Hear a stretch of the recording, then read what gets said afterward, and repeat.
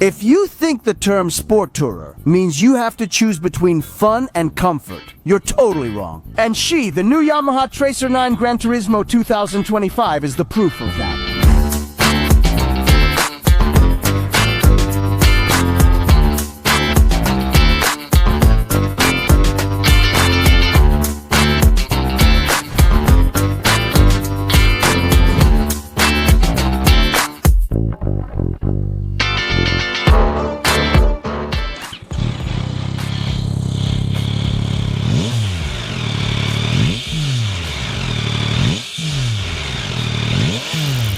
The Tracer 9 Gran Turismo 2025 keeps the Delta Box aluminum frame, but it introduces a lighter and longer subframe compared to the previous model, thus improving comfort for both the rider and the passenger. Yamaha, as you can see, has also considered the weight and didn't just work on the rear subframe, but also on the wheels of this Tracer 9 2025. In fact, the wheels, made with spin-forged technology, reduce the weight by about 500 grams, increasing agility. The semi-active Kayaba suspensions also play their part, automatically adapting to the riding conditions and offering an optimal balance between comfort and sportiness.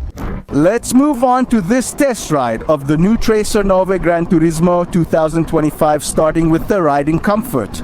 You sit very comfortably on the seat. I have to say the rider's seat is also quite ergonomic because it allows you to move your hips out easily if you want to ride a bit more sportily.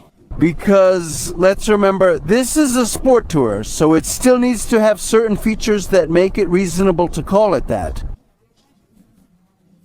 The wind protection on this Tracer 9 impressed me the most. Not that the previous one was bad, but on this one, in my opinion, they've really done a good job. Like with many other aspects that we'll go over during this review, it's a real step forward.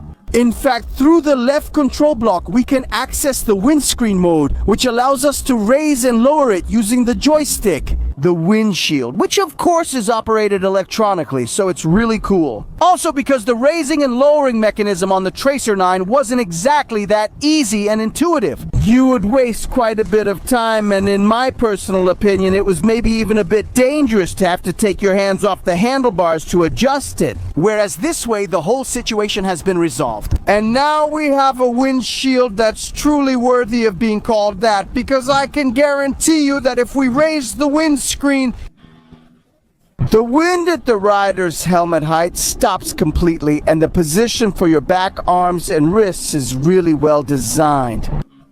We have a very generous riser that raises the handlebar, and so it moves the rider's seat slightly higher, putting less weight on it.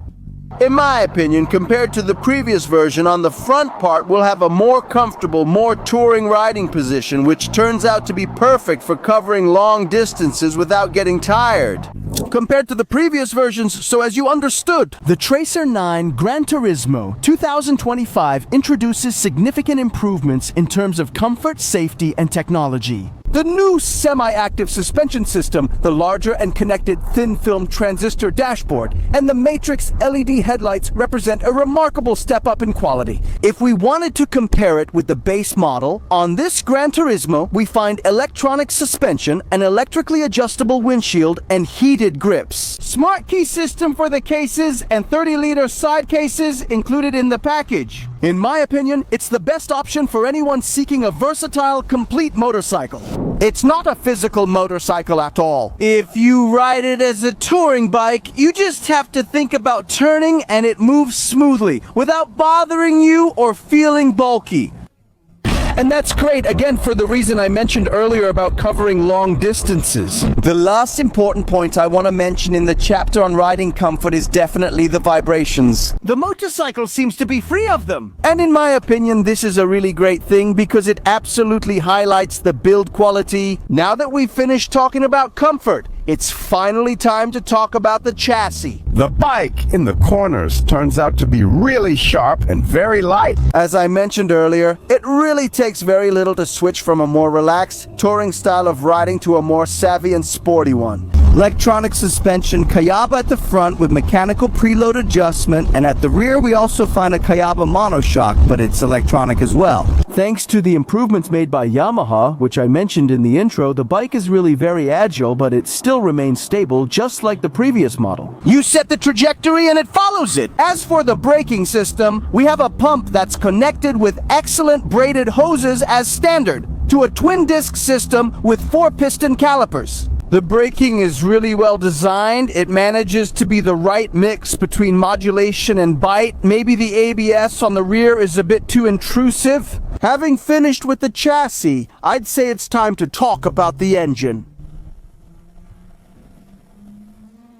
Listen to it, this 3-cylinder really opens up. You can really hear its beautiful intake sound. Unfortunately, the exhaust is what it is because of the Euro 5 Plus regulations which this bike complies with. And so let's say it's a bit too restricted for my taste? The 3-cylinder engine's sound and character are unmistakable. From the very first miles riding it, it's immediately clear that this is a bike that wants you to have fun. It's not your typical big touring bike that's boring and dull to ride. But it makes it clear right from the start that when needed, it's ready to do anything. When you twist the throttle, there are no power delivery gaps. I have to say the base map made by Yamaha is really excellent. They're clearly available, given the electronics included. The different engine mappings are confirmed. The classic Rain, Road, and Sport, to which 2 fully customizable user maps are added. The driving aids are also customizable and can be individually deactivated. For those who have been following me for a while, you know that I know the Tracer quite well, having done 11,000 kilometers in just 20 days, going from Rome to North Cape. If you want, I'll leave the video in the eye at the top right. My experience with her was unforgettable, and it turned out to be a super reliable bike, one you can ask just about anything from. On this new model, I really appreciate the electronic shifter, which has clearly been improved for better gear engagement. Because when we ask to shift up or down, the gearbox is very smooth and the gears engage really well. The year 2025 is increasingly proving to be the year of electronics. Yamaha too, like other brands such as Kawasaki with its Z900. A test I recently brought to the channel and that I'll leave for you in the eye at the top right. They decided to implement in some cases, improve in others, and above all, to showcase electronics that are much more advanced compared to previous years. Here, the first things that catch our attention when we get on the bike are definitely the control switches, which have been revised, modified, and taken from the MT sisters. And finally, let me say it, a dashboard that's truly worthy of being called by that name. In fact, we're no longer forced to buy the Gran Turismo Plus version to have a unique, easy-to-read dashboard. Also because, in my opinion, the display doesn't particularly stand out in terms of brightness. But at least we have a nice big dashboard with all the information on a single screen that even allows us, believe it or not, to change the theme. The previous model also had some of the themes we find on this version, but several improvements have been made. And with the dashboard, we can really manage every single aspect of this bike's electronics. Among the standard features, we clearly have the Matrix headlight, which I mentioned earlier, a technology taken from the automotive field, 4 wheels, that works both in low beam and high beam mode. This technology basically allows us not to blind people coming from the other side of the road.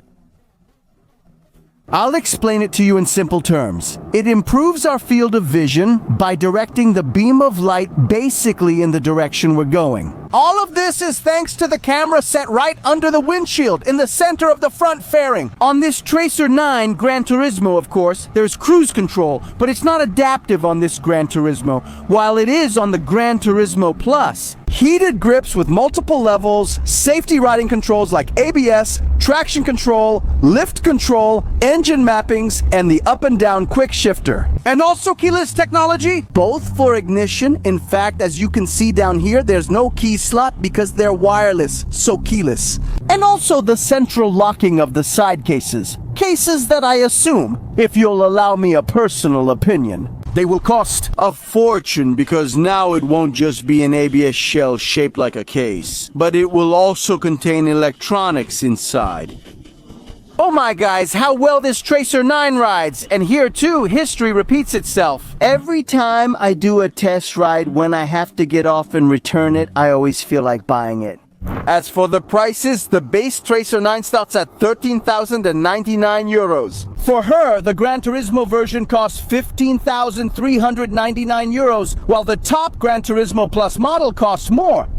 Yamaha asks for 17,599 euros. If on the Gran Turismo version, then, you decide to add the YAMT system as an option, that is the automatic transmission, the cost for this option is 1,200 euros. However, given the features, in my opinion, the Gran Turismo represents the best compromise between performance and price, while the Gran Turismo Plus version is for those who really want to have the maximum in terms of comfort and technology.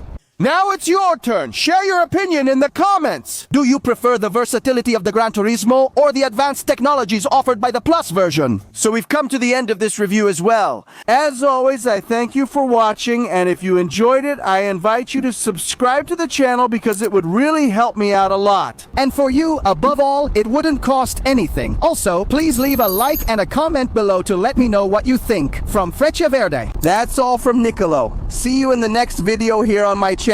See you on the bike.